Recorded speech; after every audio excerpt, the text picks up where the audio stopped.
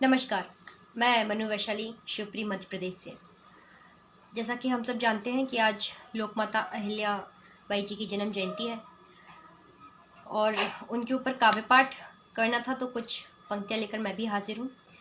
माँ शारदा को प्रणाम करती हूँ और आप सभी उपस्थित श्रोतागणों को जो मुझे सुन रहे हैं, आप सबको प्रणाम करती हूँ। माता अहिल्या को नमन करती हूँ और अपनी पंक्तियाँ रखती हूँ। आपका आशीर्वाद चाहूँगी, जुड़िएगा। कठिन दौर था देश में जब थे राज घराने अस्त व्यस्त। कठिन दौर था देश में जब थे राज घराने अस्त व्यस्त। वंशों की सांसें टूट रही थी, प्रजा पड़ी थी पीड़ा पस्त।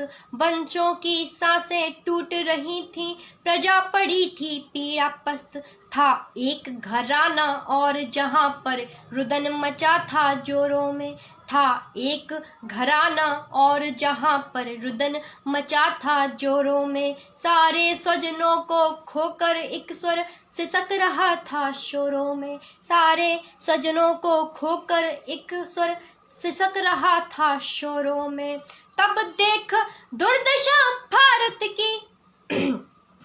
जब माता अहिल्या जी का राज तिलक हुआ था, उस वक्त भारत की हालत बहुत ख़राब थी, क्योंकि जितने भी साम्राज्य थे उन सब में उथल पुथल हो रही थी।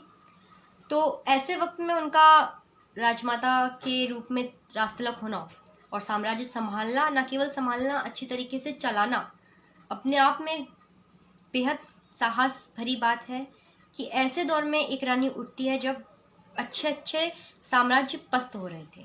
तो उस भूमिका पर मैं लिखती हूँ कि हुआ राज तिलक तो राजधानी से फिर स्वराज की नींव रखी।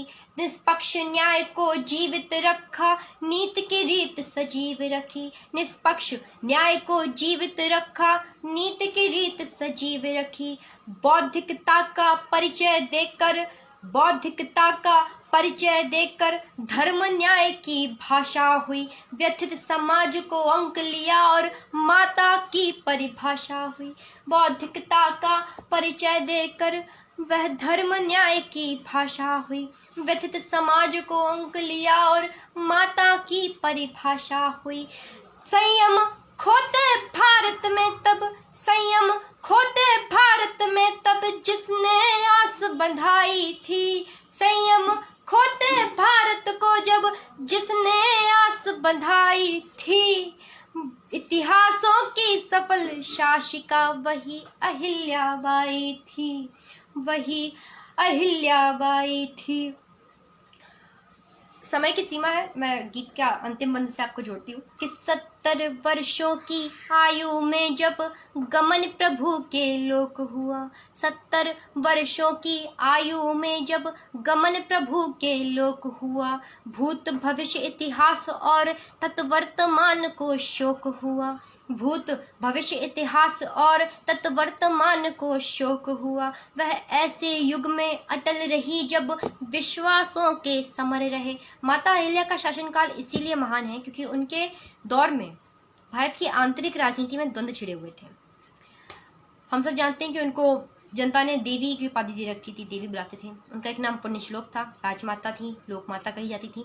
सुनिएगा कि ऐसे युग में अटल रही जब विश्वासों के समर रहे। जो जनमानस की बनी चेतना, पुण्य श्लोक वो अमर रहे। जो जनमानस की बनी चेतना, पुण्य श्लोक वो अमर रहे। गर्व रहेगा भारत माँ को, गर्व रहेगा भारत माँ को कि तू उसकी जाई थी। गर्व रहेगा, हे माता, हे लोक माता, मैं लोक माता से कहती हूँ कि गर्व रहेगा भारत माँ को कि तू भी उसकी जाई थी। गर्व रहेगा भारत माँ को कि तू भी उसकी जाई थी। कही गई जो देवी वो एकमात्र अहिल्याबाई थी, एकमात्र अहिल्याबाई थी। बहुत बहुत धन्यवाद, नमस्कार, शुक्रिया।